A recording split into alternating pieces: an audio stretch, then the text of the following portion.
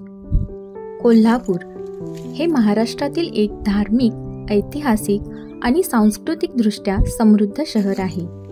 या पवित्र भूमीत अनेक प्राचीन मंदिरे आणि तीर्थस्थळे आहेत. रोजच्या धकाधकीच्या जीवनातून प्रत्येकालाच विरंगुळा हवा असतो. तुम्हाला जर शांत, सात्विक आणि भक्तिपूर्ण वातावरणात जायचं असेल तर कोल्हापुरातील सातेरी महादेव मंदिर एक चांगला पर्याय आहे.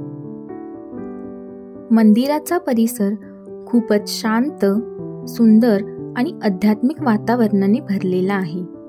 इथे आल्यावर मनाला एक वेगळीच शांती आणि सकारात्मकता जाणवते. आज आपण या मंदिराचा इतिहास, विशेषता आणि इथलं वातावरण अनुभवणार आहोत. चला तर मग.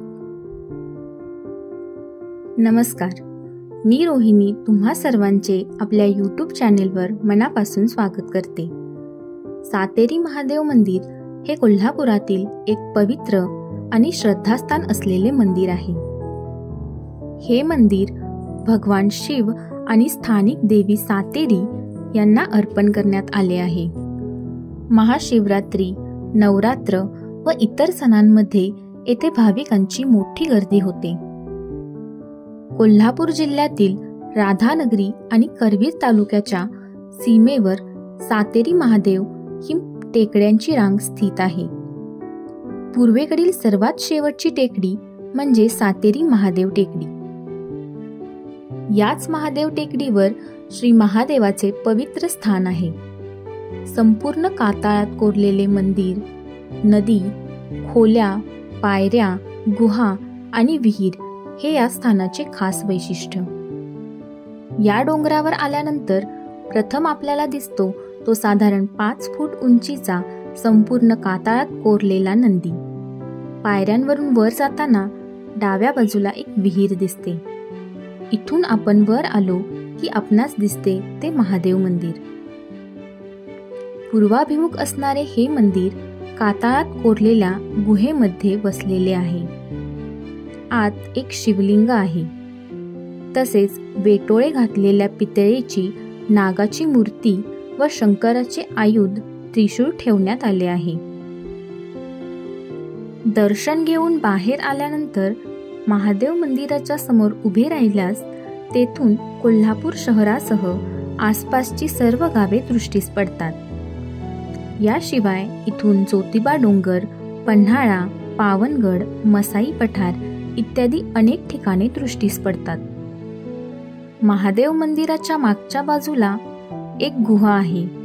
संपूर्ण कातळात असलेल्या ह्या गुहेत प्रवेश केल्यावर अगदी थंड वाटते. पुढे आल्यावर समोरच एका दिवळीवजा जागेत आपल्याला श्री गणेशाची मूर्ती दिसते. ही संगमरवरी मूर्ती अलीकडच्या काळातच स्थापन करण्यात आली आहे. तिथून पुढे आलं की समोर आदिशक्ती पार्वती मातेचे दर्शन होते. बाहेर कितीही कडक ऊन जरी असले तरी आतील गारवा कमी होत नाही. ही या गुहेची खासियत आहे. या टेकडीवरून खाली जाताना अनेक गुहा दृष्टीस पडतात. इथे काही काळ पांडवांचे वास्तव्य होते असे देखील म्हटले जाते. सातेरी टेकडीवरच्या शंभू महादेवाच्या मंदिराखालून एक गुप्त नदी गेलेली आहे अशी आख्यायिका आहे. त्यामुळे या परिसरातील गावांना झऱ्याच्या माध्यमातून पिण्याचे पाणी मिळते. असं मानलं जातं की सातेरी देवी आणि महादेव दोघंही भक्तांच्या मनोकामना पूर्ण करतात. हे मंदिर कोल्हापूर शहरापासून 27 किलोमीटर अंतरावर आहे. पहाटेच्या वेळी गेलात तर थंड वातावरणात निसर्ग सौंदर्य अनुभवता येईल. ही होती एक छोटीशी भेट सातेरी महादेव मंदिराची. तुम्ही कोल्हापूरला आलात तर इथे नक्की भेट द्या आणि अशाच नवनवीन गोष्टींसाठी लाईक, शेअर आणि सबस्क्राईब करा. थँक्यू.